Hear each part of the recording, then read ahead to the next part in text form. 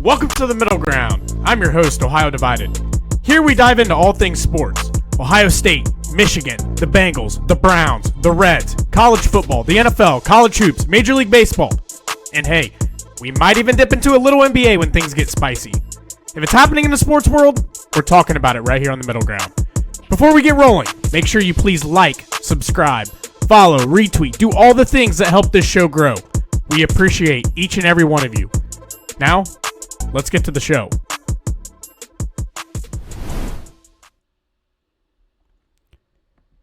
It is Friday, December 12th, and we got a lot to talk about today. Good afternoon, Metal. Good afternoon. Is anything going on in the world, or are we just kind of getting on here just to shoot the shit about some things? Oh no, dude, there is a lot going on. What a week. What a turn of events for a week, you know. Started out very slow. After like National Signing Day last week, got some good recruits that's signing on, Savion Hyder, Carter Meadows, Travis Johnson, yada yada yada. And then Wednesday, woo. It's Wednesday funny. It's funny because like 2 weeks ago, almost to the day, like that week was a week of Thanksgiving, and we were like, if you just go back from that point until now, the amount of shit that has happened is just insane. Like we were getting ready talking about who has more pressure, what's all going to happen in the game. Ohio State plays Michigan, beats them, and then you get into all these coaching shit that's going on. Penn State finds a coach. Like, I don't even know what's happened. And then you get in, Ohio State gets beat by Indiana. In between there, like, Chris Henry Jr. shit all happens. Brian Hartline's leaving. You got signing day in there with all this. And then now, after this past week, Big Ten championship, you feel like things are probably going to calm down a little bit for the next few days. And here Sherrone Moore gets fired. And it's like, okay, well, Metal had said something to me a few weeks ago that there were rumors going around that he had knocked up a staffer or he had a relationship with a staffer. And at that point, Metal and I had talked about doing a show on it. But it was like, no, like we don't want to be the ones to like break that kind of news. We don't want to be the ones to put that out there. That's not our place. We are not a breaking news show. We are a wait for shit to happen and then talk about it show after the fact.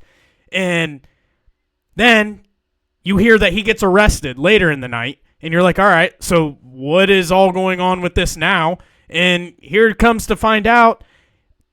Everything comes out. He's at his house, goes to the chick's house that he is knocking up or had the relationship with, threatened to kill her, threatened to kill himself, ended up leaving there. And then here he's arrested, and all of this just coming at 1,000,000 miles per hour. I was traveling for work this past week, so I wasn't keeping up with everything that was going on live like I'm sure you were, Metal. But let's hear it. What the fuck happened in the past few days? Where are we at? How did we get here? I mean, how did we get here, honestly? So, just to start this off, so I got messages from people that I have connections to from the University of Michigan, and these people that told me about this stuff don't get involved in any of the bullshit drama. They weren't really heavily involved in the whole sign stealing saga that happened over the summertime. So they told me about this. They told me that Sherrone Moore was having an inappropriate relationship with a staff member, and they gave me the name, and it was that the Paige Shiver or Shriver or whatever her name is. It was that girl, and I told you about it, and I remember having a conversation we decided I don't want to get sued. Yeah, we were talking about like our first initial reaction was like, fuck. I don't know if it was last Friday. I think it was last Friday when we were talking about it, and you had told me like a few weeks before that. And I was kind of like to you, you want to do a show? And we were like, yeah, let's get on and let's talk about this, because it was kind of starting to get thrown around out there. And then we were both talking a little bit more and like, I don't know if this is something we need to talk about. Like, we are not the guys or the people, and we did not have our homework done to go out and basically break this to the world. Like, let's Yeah. just let this play out, and if something happens, then we'll talk about it. Fast forward Yeah. a week So or 2 weeks, whatever it's been, here we are. it's like, holy shit. And then I was like driving home after like picking up my kid from daycare, and then I saw my brothers in a group chat talking about it, and I was like, what? Like, Talking they about what? fired Just the Sherrone, fact that they he got fired fired, or like everything yeah, else like about the it? news broke that Sherrone Moore that got fired. And I'm like, wait, who got fired? And then I got the ESPN notification that Sherrone Moore was fired from the University of Michigan. Uh, and it said due to for cause because of inappropriate relationship. And I was like, what? Yeah. Like, oh, I don't think that holy I was shit. so much surprised by the fact that he got fired and that the fact that it was the inappropriate relationship. Just because when you had told me, like, the things that you were sending me, there were a lot of, like, message board type shit. I'm like, usually where there's smoke, there's fire. So there's probably Yeah. something here. But so when I saw he was fired and it was for an inappropriate relationship, I wasn't really that surprised. I felt like it was a matter of time before that came out, because you don't just go on message boards posting that type of shit without having any kind of No. evidence that something is actually happening. But what, like, the part that shocked me was everything that happened after he got fired. Yeah, dude, the him getting arrested and Yeah. going to the girl's house, like threatening her and threatening himself, like that. The arraignment was today, Yeah. and like if you could see the screen, you can see more, and you just like, I don't know It's how an you're feeling uneasy about it. feeling. It's an It is uneasy so feeling for uneasy. me. Yeah. Like, It is very uneasy. I want to go out on the record and first say, like, before we get too far into this, like, Sherrone Moore is a piece of shit. This girl, it was very much part of this as well. But, like, you have to feel for Sherrone Moore's wife and his 3 children. Like, they are the ones that are the victims through this, and they are the ones going through this as much as anybody. And part of me has to still think about the mental health of Paige, of the girl, I think her name's Paige, and then Sherrone Moore. Yes, they fucked up. They did some things, but, like, nobody ever wants anybody to be in a bad mental state where and I'm sure they are both in a horrible mental state right now. So Right. the first thing I think of, like, just seeing that, like, seeing Sherrone Moore, like, as you can see on screen, like, he's there for his attainment today. Like, I felt uneasy. Like, the dude had everything a week ago. He was a head coach of a top 10 job in college football, and he fucked it away. And you can do nothing but just, Literally. like, he did it to himself. I Literally. understand that argument, but you still, like, it just, I feel for the guy. I feel for the family. Like, I know he did it to himself, but it's like, I don't know. Sometimes I hate talking about this type of stuff because it's just so hard to talk to, and it can be kind of a sensitive subject. But Yeah. damn, I don't know. I feel the same way as you. It's just uneasy. Uneasy is the best way to put it. I very see the uneasy. guy coaching on the sidelines, and now he's in a jail cell. Like, what the fuck's going on? It's, I mean, like, you kind of like you can like feel like you're on top of the world, and all of a sudden your world just like Exactly. flips upside down to complete 180. Exactly. Um, Yes. like this guy, it's just like it is very uneasy. It's eerie because like you Yeah. see him in that white jumpsuit, and you're like, Mm-hmm. damn, like this shit is real. This is Yeah. what happens. Um, I agree with you. Like I feel bad for like Moore's family. I feel bad for the recruits. I feel bad for anybody involved in this situation. All the However, players. Yeah. Like, All of his assistants that have nothing to do with this. yeah, like anybody that's like that is just associated with the university and associated with like Sherrone Moore and his family. I don't feel bad for Moore. I really don't. And people can call me like basically a sadist for this or just heartless, but like the guy did it to himself, man. Like he did it. He did this to himself. There's just no other like reasonable like response for this. Like you can be mad that like Michigan and Sherrone Moore did this, but like for me to say like, well, I have to have some sort of like sympathy or empathy for him in general. I just don't. It's just not there. Like it's all towards his family, like what his family has to go through. Like I know what it's like. Obviously, to be like a kid that's like had like divorced parents or something like that. Like those kids are gonna have to deal with that their entire life, and it's just like the amount of therapy that these kids and other people involved are just gonna have to go through. It's just I feel so sorry for that. But yeah, this is this is tragic. Yeah. However, and when I say, and I don't want people, I know I said I feel bad for her and I feel bad for Sherrone. When I say that, like, I don't feel bad for, they're dumb as fuck for their actions. I don't want anybody to ever be in a really bad mental state where clearly he was thinking about taking his own life. Like, I never want anybody as bad. It's never that bad. I never want anybody to ever get into that state of mind. And when I say that, that's the only reason I say it. They are complete pieces of shit, both of them, for what they did and what they've done to the people around them and who it's all affecting.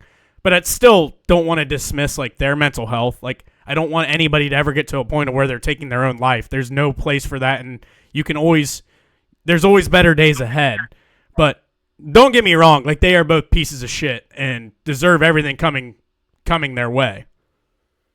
No, I agree with you. Like, I'm there with you.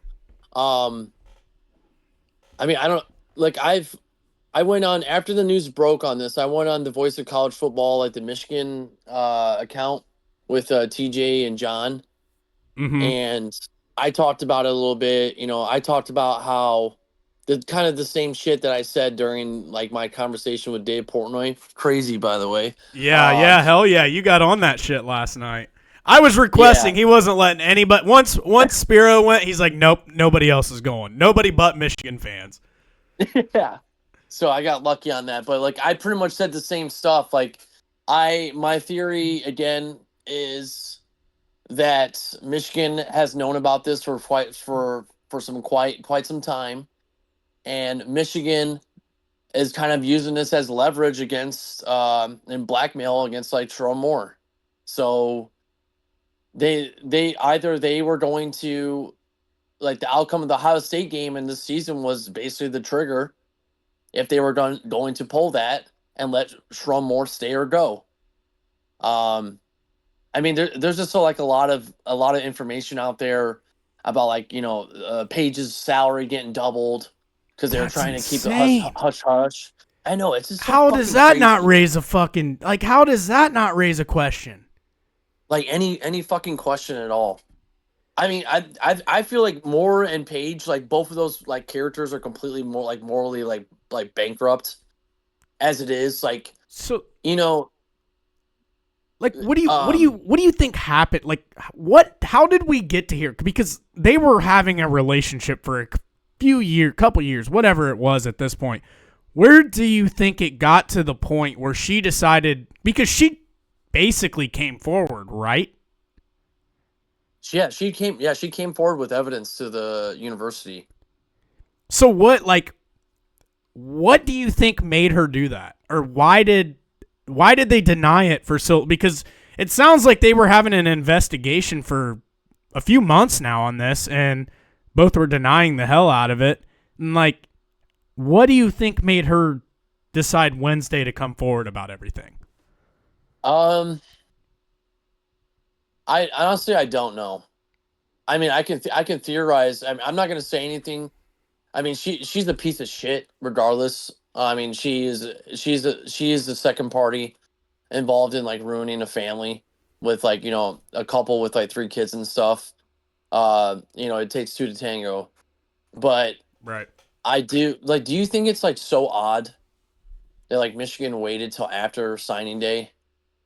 Okay, so last night when I was requesting to get to talk to Dave like you did, the question I was going to ask him was basically what you said, and you said it on his space too, that you didn't think that they would have, like, Sherrone wouldn't have been fired if they beat Ohio State and then they get into the playoff.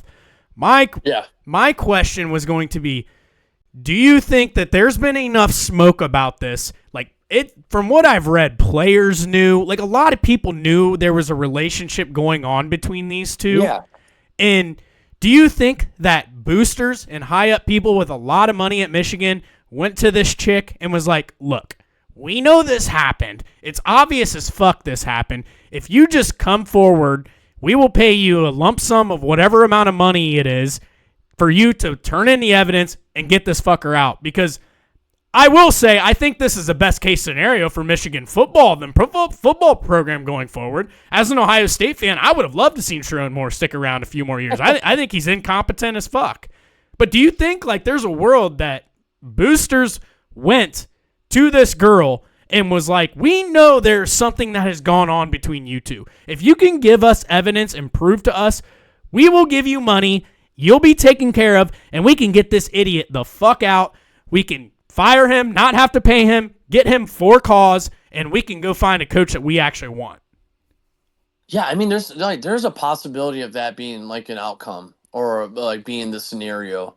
Like I feel like after like, you know, that message board information I sent you about how Chip Lindsey was frustrated and upset just about the execution of the offense and Sherrone Moore's like command.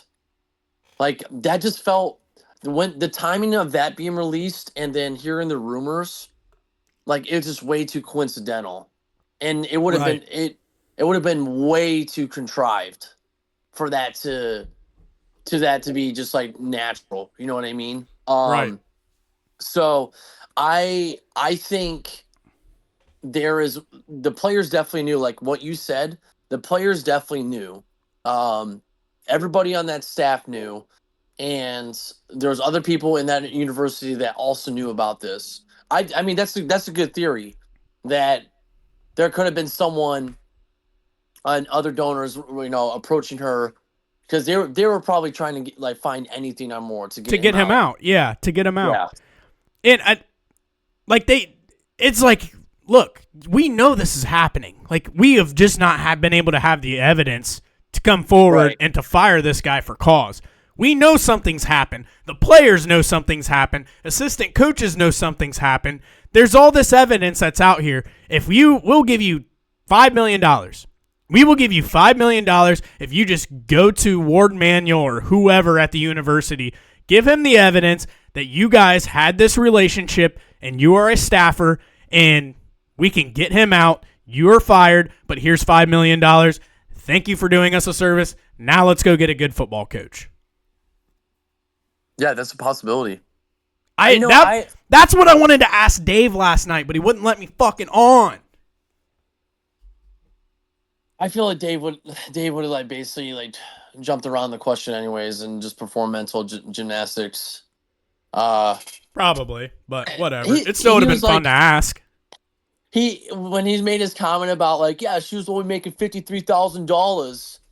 I mean, that's like minimum wage. I'm like, bro, that's not minimum wage. Like, what? Within a Michigan football program, that's probably pretty low, but like that's a lot of people's livable wage. I mean, that's probably more than most teachers make. Yeah, exactly. I'm like, all right. But yeah, man, dude, this shit's been crazy. What a story. Honestly, like it is so nuts, like just a turn of events. Yeah, but personally to me, I'm sorry that this is happening. However, on the other side of this, I'm relieved that Moore will no longer be the coach, if that makes sense.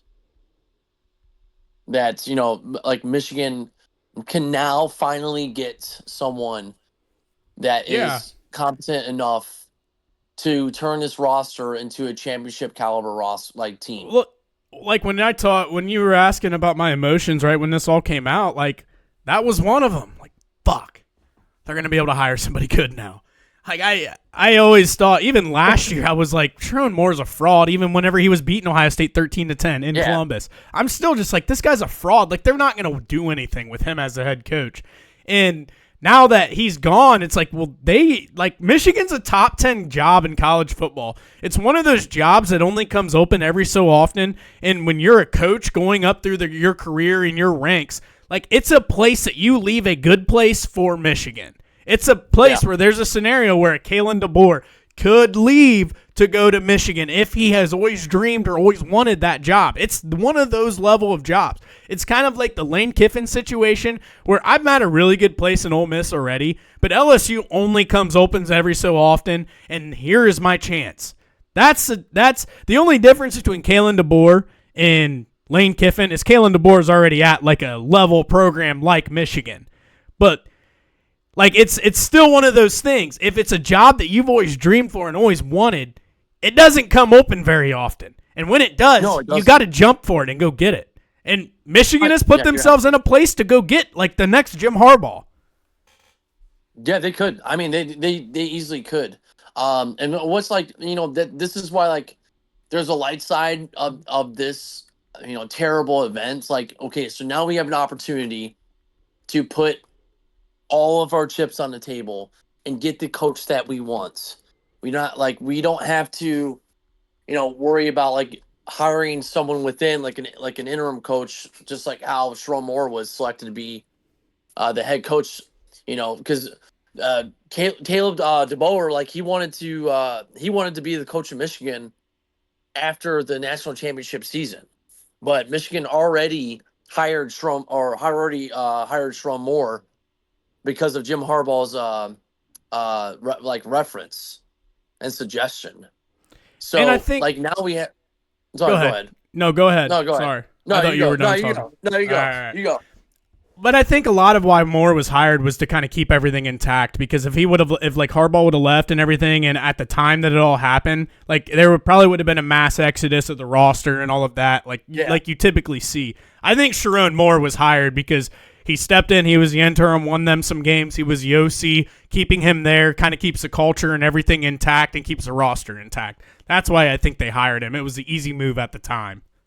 Yeah, it's an easy lateral move at that point. So, but like, so there's now there's another side of me, right?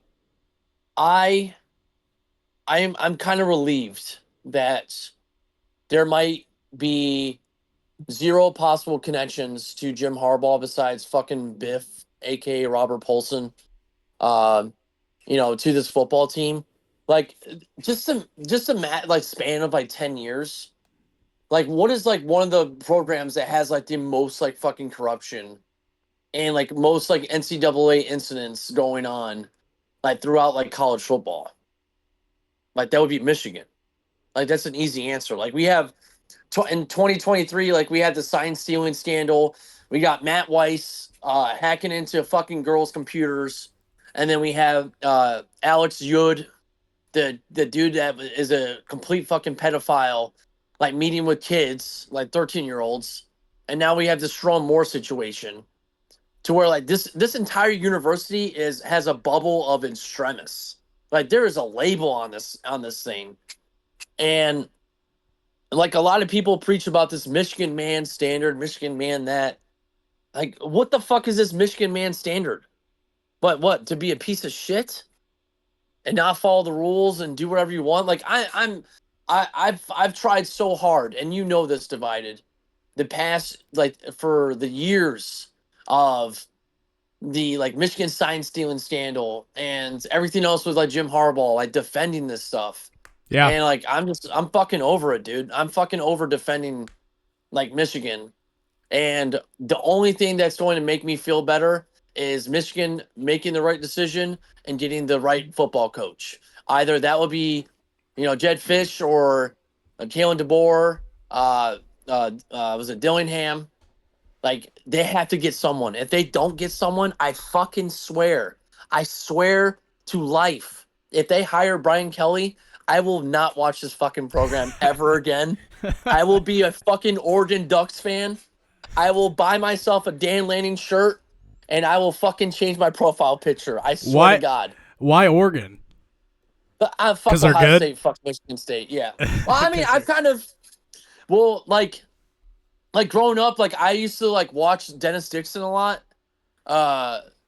When he was the quarterback at Oregon. I don't know if you remember who he was. Yeah. Yep. But yeah, dude, he was a stud. Yep. And I don't know. I've always liked Oregon's like color schemes, like. It seems like a really cool university, and like they have a lot of rich history there at that program. But like Yeah, if that happens, like I'm fucking an Oregon Ducks fan. You might as well call me Oregon Metal at that point. I don't think you guys will take Brian Kelly, but no, I think that that's a big part of the reason why I've always respected the hell out of you is like I can't stand it when fans are just fans and they just have fan blinders on. Like I respect fans that call shit out when when there are problems and when there are issues, and I respect fans that when things are good, they celebrate it. And there was somebody else who posted it. It was a Michigan account, and they posted it exactly right. And it's like you've had a lot of these situations and these things, and don't get me wrong, like Ohio State has had their history that has not always made the brand of Ohio State look the best either.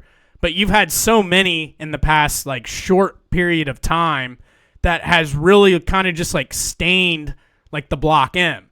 And you can still get back to like the high morals, like the character, like the Michigan man narrative that has always been put out there by Michigan fans, but it's kind of been torn down a little bit. And you need to not only get a good football coach who's going to win games, but reestablish that culture and reestablish like what it means to be a Michigan man.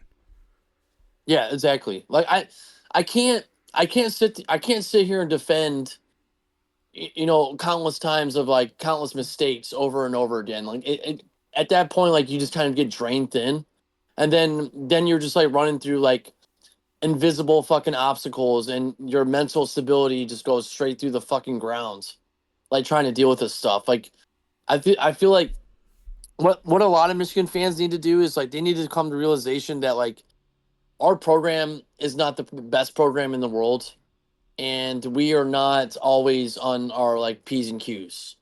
So what does that mean? That means like everybody fucks up, everybody makes mistakes, and Michigan is not perfect from that. So like people can call me a cuck, people can call me a retard, all this other stuff, and just basically slander my name, but I'm fucking real as it gets, and I know you're real as it gets, Divided. So like if you don't like me, I don't give a fuck. I don't care. This program is in shambles. We need to hire a real coach.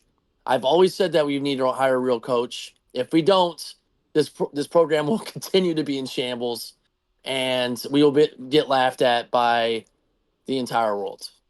So I want to enjoy watching football again. Besides my Seahawks, which are doing it fantastic, by the way.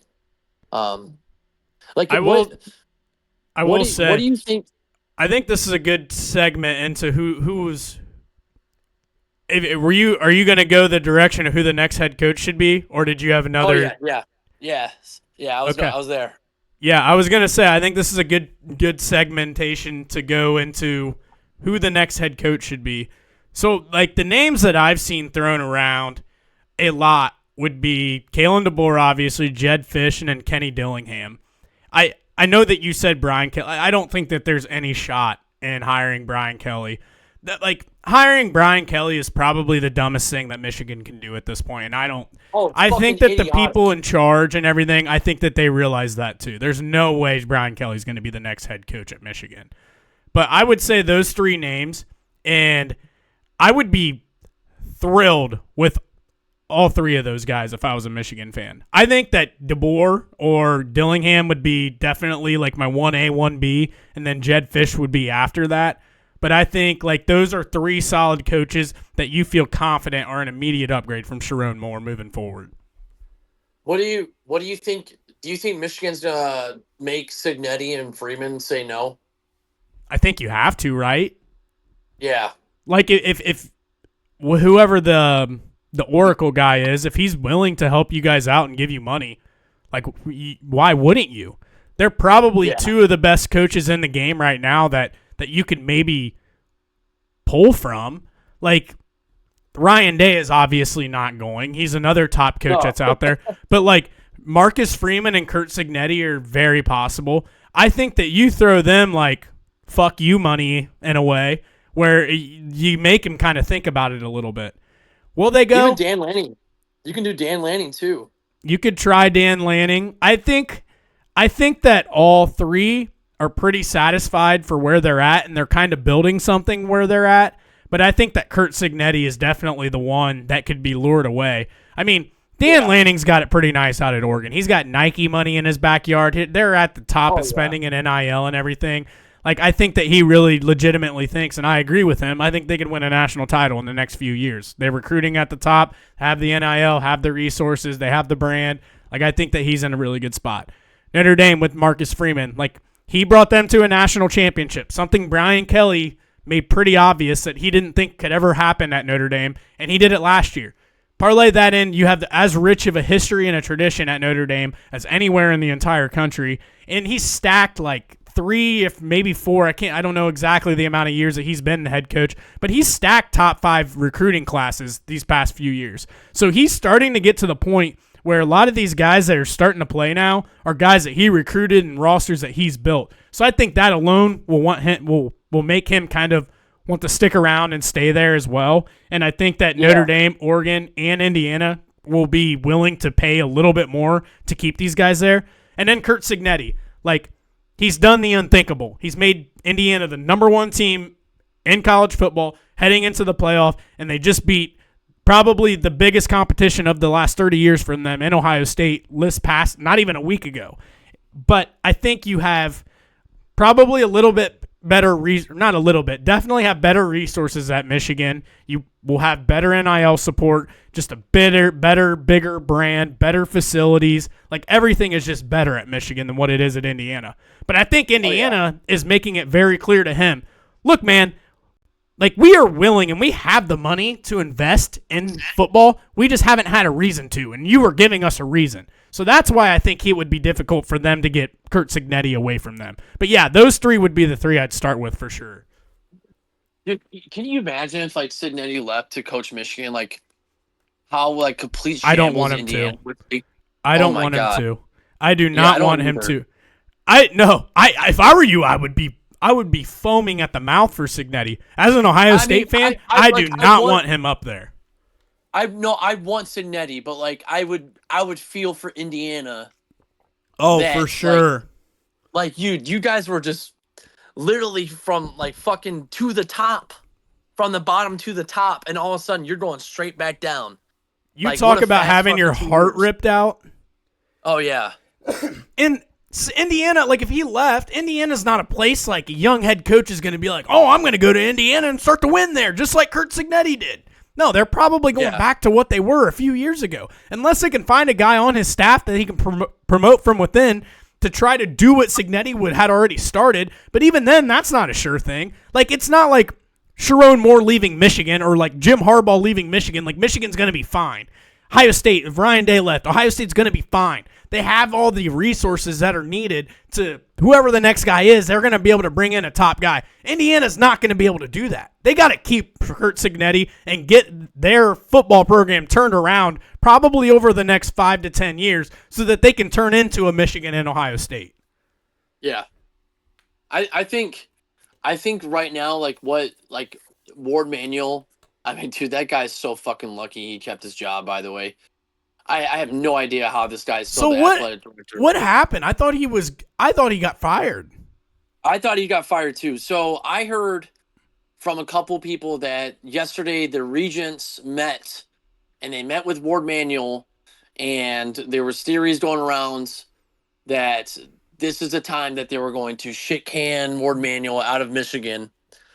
But since that didn't happen and it came out that Ward Manuel is going to keep his job, I really think Michigan already has their coach. It's just that they're waiting to release this.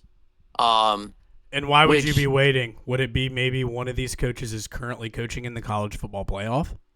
Ding, ding, ding, ding, ding. You win. But then again, what happens if Bama wins the first round, and then you have to beat that portal window opening? Yeah, because that's what, January 2nd? That's when the portal opens. Yeah. Yeah. So, but at the same point, I think if he's the guy, like you're telling your players that. Yeah, but that's like so hard to keep under like hush hush. At that point, like just keeping that information confidential. That would be so hard to do because that would leak immediately if you're telling your players that. But I mean I do think that like they have a coach in mind that they want. I mean, I would love Dillingham. I would like Dillingham too if I were you. I think he's a fantastic coach. Fucking Cam Stadaboo, like he completely turned around Arizona State. And Forks up. And he just lost his quarterback. Yeah, Sam Levitt. Yep. So it's going to be pretty obvious that he doesn't have the NIL backing. So I don't think he's going to last there a whole hell of a lot longer. So this could be if Cignetti tells you no, if Marcus Freeman tells you no, if Dan Lanning tells you no, which for the record, I think all three of those probably will, but you never know. And then, dude, can you imagine the chaos if Marcus Freeman said yeah and came to Michigan? Oh my God. I just feel like it'd be really dumb for him or Lanning to leave where they're at because they already have it pretty good. Yeah, they do have it pretty good. Cignetti, I would get. Cignetti, I would understand. Yeah, Cignetti is like, yeah. But Marcus Freeman, that's like, I mean, I feel like you get more nil funding with Michigan. I mean, like Notre Dame and Michigan, like they're like the same amount, like, you know, rich history. Yeah, they're pretty similar for sure. Like they're like high academics schools. Yeah, they are pretty similar for sure. But like with Michigan, like you have more nil funding than Notre Dame.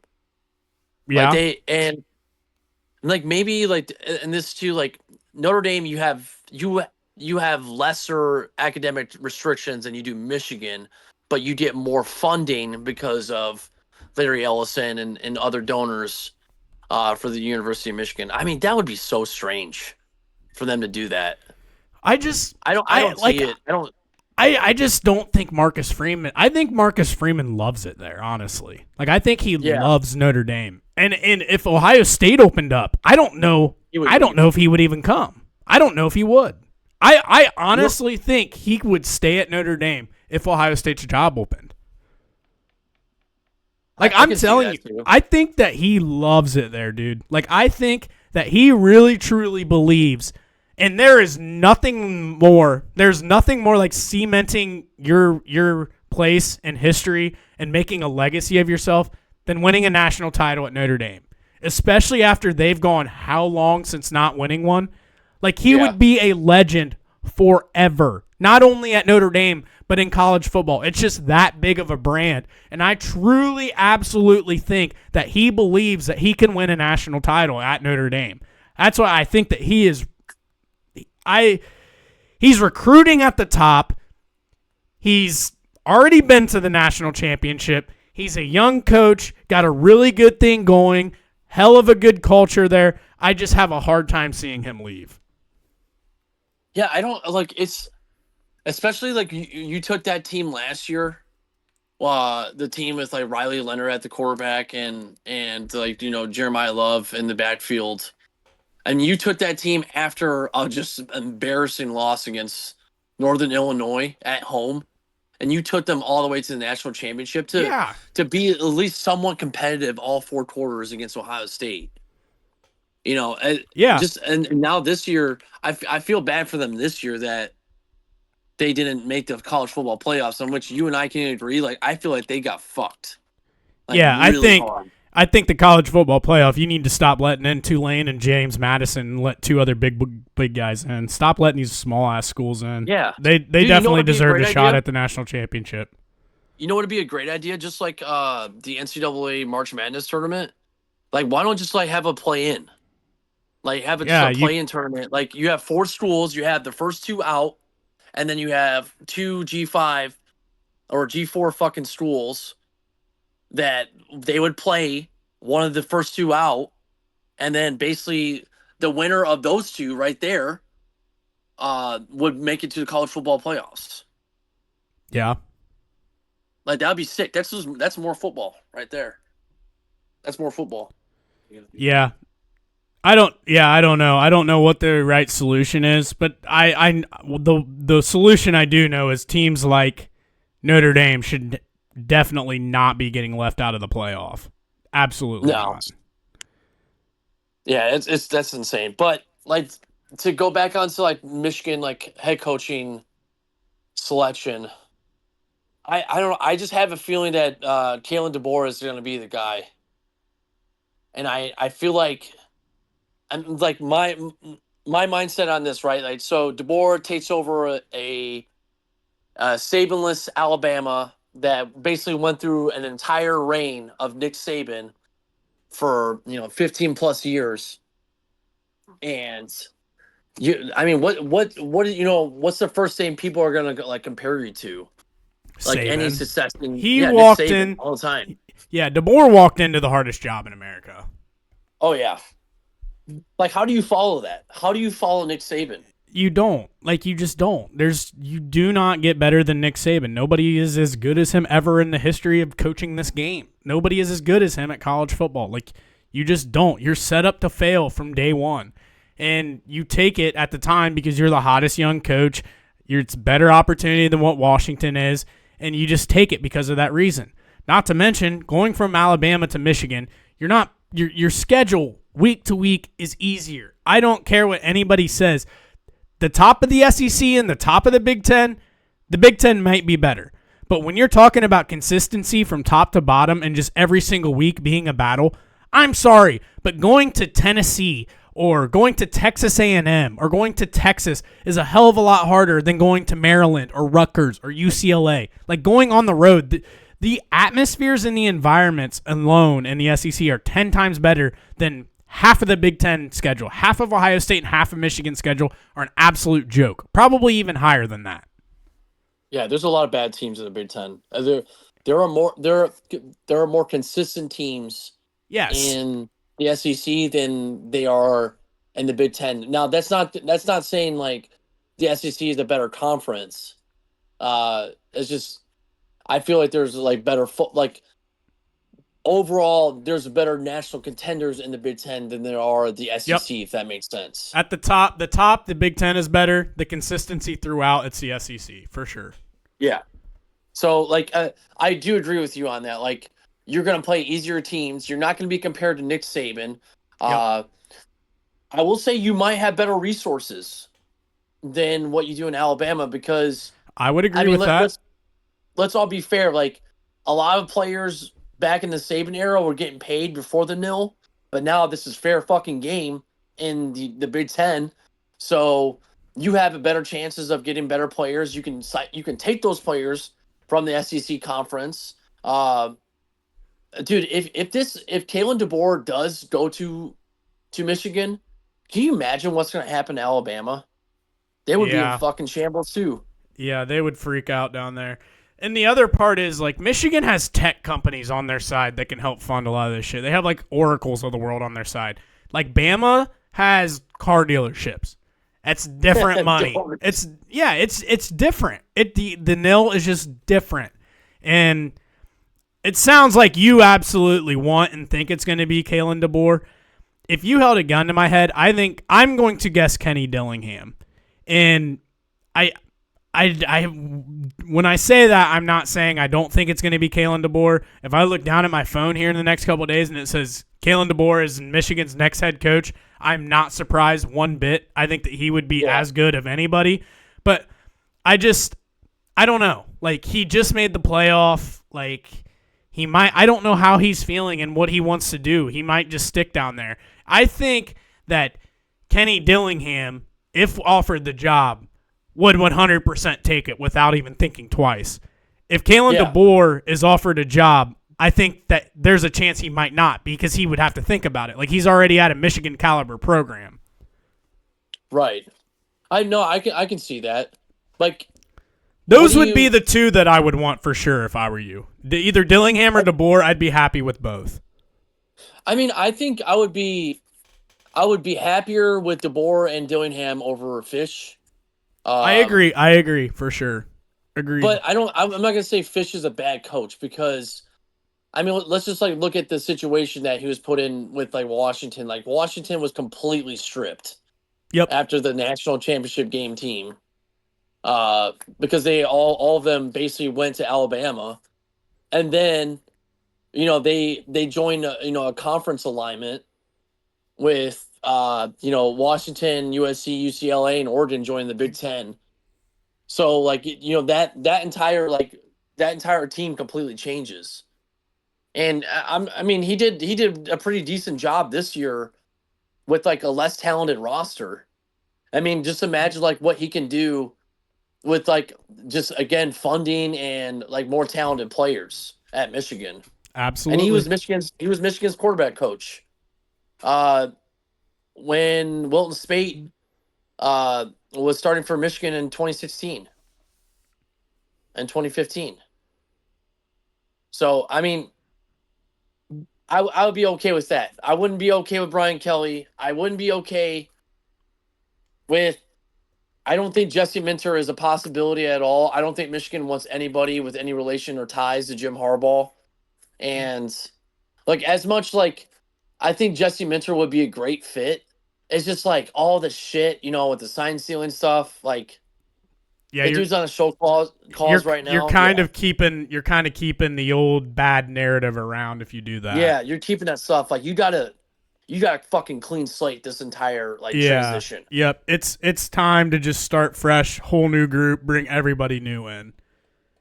Yeah. So, do you think we lose a lot of recruits? Like, if whomever, like, let's say we get Dillingham, Fish, or DeBoer, like, do you think we lose a lot of recruits?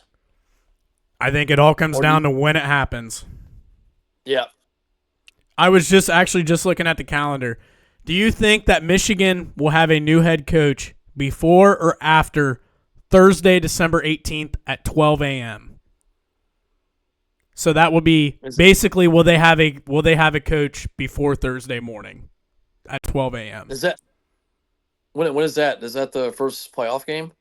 No, I just kind of was looking at the calendar. So basically, Michigan would need to hire a coach within 1, 2, 3, 4, 5 within the next 5 days. Do you think Michigan will have a new head coach named within the next 5 days? If they do, it'll be Dillingham. Yeah, I think it will be him. Yeah, for sure. I agree. That's what I think it all comes down to. If you're gonna see like recruits leaving or guys hitting the portal, the only reason that they would have that is if this like gets strung out pretty long and then they hit that portal window and like a lot of that type of things. But I think if they get a head coach hired and named here in the next few days, I don't think that they'll lose a whole lot, honestly. No, I don't think so either. It would be interesting. I mean, a lot of the players like usually like what makes them like commit and stay is like the position coaches, anyways, because that's who like they get close to on the team. That and I think they just fall in love with the brand and they fall in love with the program. Like, yeah, the coach has a lot to do with it. But like Zach Smith was talking about this with like the whole Chris Henry Jr. situation. Like if he was saying if Brian Hartline and Ryan Day did a good enough job recruiting Chris Henry Jr. through high school, like Chris Henry Jr. has spent time as a kid imagining himself playing for Ohio State. Like he's spent a year, 2 years imagining his career going on and happening at Ohio State. So he's like, yes, you as a position coach matters, but like the brand and the program sells itself. If that kid has gone the last couple of years imagining himself of playing in the maize and blue and being a Michigan Wolverine, being part of the program, and if you at least bring a guy in that's competent, I think most of the time those kids are going to stay because they're coming for the brand, not so much like the coach. And like whenever the Chris Henry Jr. like decommitted and like all that shit was going on, like Zach Smith was talking about, like I'm sure right now he's kind of just like holy shit, this happening. I'm gonna decommit. I need time to think about this. He's like, don't get me wrong, like I would too if I were him. But then it's kind of like if you're Ohio State and you're Ryan Day, it's like, all right, like let's get him settled down a little bit. Let's reaffirm to him that everything that we have talked to you about in the last 2 years, you're gonna come here, you're gonna develop you, like that is still going to happen. So I think if Michigan can name a coach in enough time, get somebody quickly in there, get him start to build relationships and start to talk to a lot of these kids, it's like, hey, look, like I know that I wasn't here, but I've won everywhere else that I've been, but the plan doesn't change. you're still going to come to Michigan. You're still going to get developed, and we're still going to get you to the NFL. That does not change. Just because there's a different guy at the head, that doesn't mean that your career isn't going to go exactly how you anticipated it to go. I mean, let's be real here. I think maybe like 10% of the recruits that were there because of Sherrone Moore. Like maybe even less than that. Like, come on.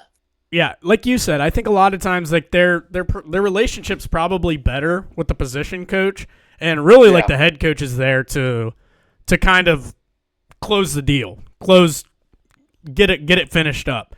And at the end of the day, like in my last episode when I was talking about coaches and the hires and all that, there are 3 letters that matter in college football as much as anything right now. NIL. That NIL money is not going anywhere. If they get a competent coach, it honestly could increase. You might get more support because clearly there was starting to become a lot of doubt in Sherrone Moore, and some of the money was probably starting to go away. Not that it was crazy going away, but like that NIL money and the cash that these kids have been offered, that shit's not going anywhere, even if Sherrone Moore's hitting the door. Fuck no, dude. That shit ain't going nowhere. It's not. It's just I'm willing to bet like my entire fucking like paycheck that a lot of these kids like do not give a fuck that Sherrone Moore was the head coach of Michigan. Like they came there, like you said, for the brand and for that money, for that dollar sign. Like, come on. Like I like the one thing that like worries me the most about Michigan football is just like developing quarterbacks, and like we've obviously seen that. Like, do you really think Bryce Underwood decided to go to Michigan because of Sherrone Moore? Fuck no. He got the bank. He got fucking money. Now is he going to get developed? Yeah. I think there's a world Bryce Underwood could transfer to like LSU, because LSU just came out and told what's-his-face, Lane Kiffin, that they're giving him $25 million to basically do whatever he wants with it. And Lane Kiffin's going to tamper like a motherfucker. But if I'm a Michigan fan, I don't really know if I care that much. Like, he struggled a lot this year. Like, if you lose Bryce Underwood, you're going to be fine. Yeah. And if Kenny Dillingham goes, Sam Leavitt might transfer in and be Michigan's next quarterback next year. Who knows? Yeah, that's true. And like, Sam Leavitt's good. Sam Leavitt's a good quarterback. I would be perfectly happy. He's a much more accurate and better passer than what Bryce Underwood is today. I mean, Bryce is 19, 18, whatever he is. He's got time to develop and everything. Like, he's going to get a lot better next year than what he was this past year. But I still think Sam Leavitt is a better thrower of the football as it stands today. And Dillingham fucking developed him too. He developed Sam Leavitt. That's what I mean. Sam Leavitt's hitting the portal. Kenny Dillingham could be Michigan's next head coach by the end of the weekend. And then Sam Leavitt could be the next quarterback. Like, it is not impossiple, Metal. I would say, you know what? I would take that, honestly. Like, I would too if I were you. What we saw over that against Ohio State, fucking 16 yards in the first half, I would take that in a heartbeat. Yeah, exactly. I think you immediately improve at head coach and you immediately improve at quarterback. 2 of the most important spots on a football team. Yep. That's like Richard Eisen said it as well. Like, the quarterback position is the most important position out of any position in like a university, because like that position sport right there, and in any sport, because that position right there, like, it funds the buildings, it funds the campus, it funds everything. If the fucking football team is doing good and that quarterback is doing great, you know, that's where more money comes into the university. Quarterback determines success of your football team. If you have a good quarterback, you're going to have a good team. If you don't have a good quarterback, you're not going to have a good team. Yep. Look at the best teams in the NFL. The best teams in the NFL are typically the ones with the best quarterbacks in the league. That's just how it usually goes. Yep. Look at the Browns. The Browns have one of the best defenses in the NFL. And their fucking offense is absolutely dog water. Yeah. Imagine if they had a good fucking quarterback. Mm-hmm. Yep. All right, Metal. We got anything else that we want to discuss before we get on out of here? No. I that felt good talking about that. So yeah, I think you guys are just fine. It's embarrassing right now. Like, it's definitely Michigan name, Block M has been tainted for sure, but better days are definitely ahead, and I think it's going to be better for Michigan in the long run. And as an Ohio State fan, I fucking hate Michigan. I want them to fucking lose, but Michigan being good is better for the rivalry. It's better for college football, and you want schools with a big brand like Michigan to be good. Ohio State just needs to take care of it on the last Saturday in November every single year, and I'll be fine. Other Michigan fans that do listen to this show, there is a light at the end of the tunnel. Like, this isn't the end of days. This is, there will be something good that's going to happen to us. And the only way we can go is basically forward from here. Like, this isn't the Rich Rod era. This isn't the Brady Hoke era. Like, this is a nil era. So Michigan's going to pay. And then they're going to get probably a great coach out there so that we can succeed. So, yeah,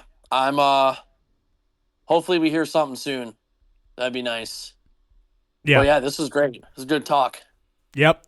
My bold prediction from the show, Kenny Dillingham will be Michigan's next head coach and Sam Leavitt will be Michigan's next starting quarterback. Ooh, I like that. Keep the receipts. Keep the receipts. Keep the receipts. I'm receipting it.